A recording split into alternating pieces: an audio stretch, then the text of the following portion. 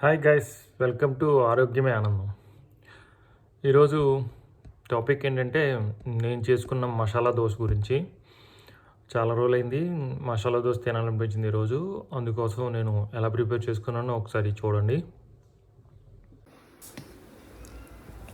ముందే ప్రిపేర్ చేసి పెట్టుకున్న దోశల పిండి ఇది. అలాగే మసాలా దోశలోకి మసాలా కర్రీ ఇది. పెనం మీద యాజ్ యూజువల్ మీ అందరికీ తెలుసుంది, దోశ వేసేసుకుని కొంచెం కాలిన తర్వాత కొద్దిగా నెయ్యి యాడ్ చేశాను అనమాట.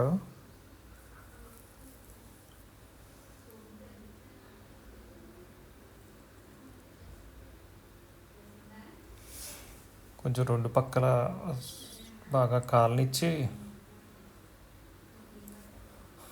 అలాగే అది నువ్వులు కారపొడి అన్నమాట, నువ్వులతో చేసిన కారపొడి, దానికి కొద్దిగా ఒక స్పూన్ యాడ్ చేశాను.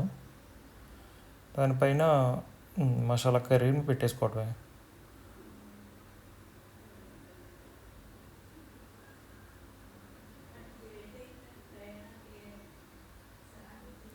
అంతే, కొంచెం వేడెక్కనిచ్చి దాన్ని ఫ్లిప్ చేసుకుని ప్లేట్లోకి సర్వ్ చేసుకోవడమే.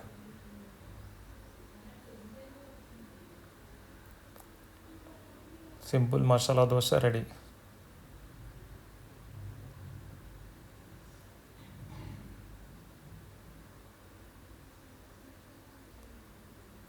అలాగే వాటిలోకి ముందే ఈ చట్నీలు కూడా రెడీ చేసి ఉంచారన్నమాట.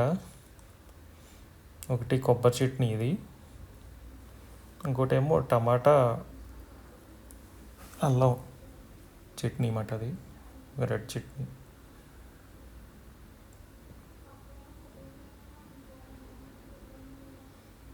ఆల్మోస్ట్ 11:30 అయ్యింది ఇప్పుడు టైము, లంచ్ చేసే టైము. అలాగే ఫస్ట్ ఉత్త దోశ పెట్టుకుని తిని చూశాను, అది ఎక్సలెంట్గా ఉంది. అలాగే చట్నీతో కూడా అదిరిపోయింది అసలు. అది చూసారుగా, ఎప్పుడు తినేటట్టే కాకుండా ఈరోజు మసాలా దోశ తిన్నానమాట. చాలా బాగుంది అది. అలాగే మనకి అందాల్సినవన్నీ కూడా అందులో అందినాయి. ఎలాగంటే బఠానీ, అలాగే శనగలు, కొంచెం నెయ్యి కూడా యాడ్ చేశాను. కావాల్సినవి అన్నీ కూడా అందినాయి అన్నమాట. అలాగే జొన్నలు కూడా, పిండిలో జొన్న పిండిని కూడా యాడ్ చేసాం దోశల పిండిలోని, కాబట్టి అలా కూడా అందింది.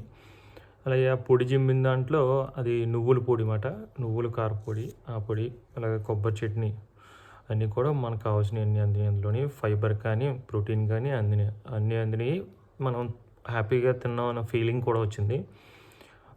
దోశలు బయటికి వెళ్ళి మసాలా దోశ ఆర్డర్ ఇచ్చి తినే కంటే ఇంట్లో ఇలా చేసుకోవడం చాలా బాగుంది. హోప్ ఈ వీడియో మీకు బాగా నచ్చింది అనుకుంటున్నాను. మీరు కూడా ట్రై చేయండి. Thank you.